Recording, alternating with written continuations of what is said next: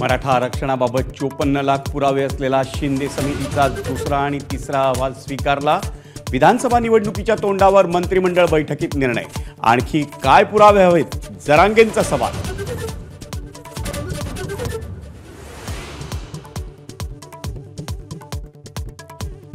राज्य मंत्रिमंडळाच्या बैठकीत ठाण्यातील मेट्रो आणि भुयारी मार्गांच्या प्रकल्पांसाठी मोठी तरतूद, तर रमाबाई आंबेडकर नगर आणि कामराज नगरच्या पुनर्विकासाला गती देण्याचाही निर्णय।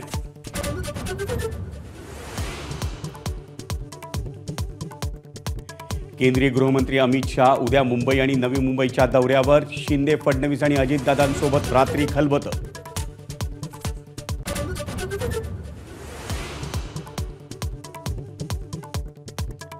मवियाच्या मुंबईतल्या बैठकीत विदर्भातल्या बहुतांश जागांवर चर्चा, आवाडांची माहिती।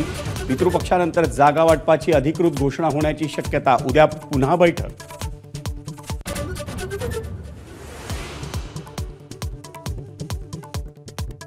सदोष गणवेशावरून रोहित पवारांचा सरकारला इशारा, तर सरकारच्या निर्णयामुळे महिला बचत गटाला रोजगार मिळाल्याचा केसरकरांचा दावा।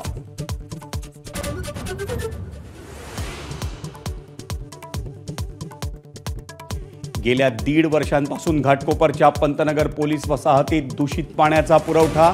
सरकारी कर्मचाऱ्यांच्या अनावस्थेमुळे पोलीस कर्मचाऱ्यांच्या कुटुंबियांचं आरोग्य धोक्यात।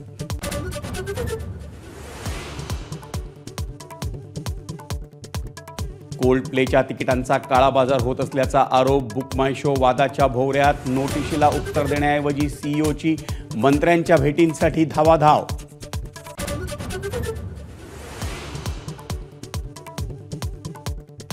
ज्येष्ठ अभिनेते मिथुन चक्रवर्ती यांना यंदाचा दादासाहेब फाळके पुरस्कार जाहीर। 8 ऑक्टोबरला होणार मिथुन चक्रवर्तींचा सन्मान।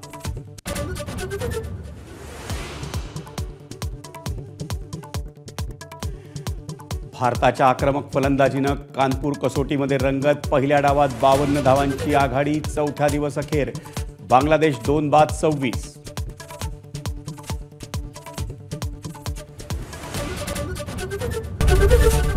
एबीपी माझा, उघडा डोळे बघा नीट।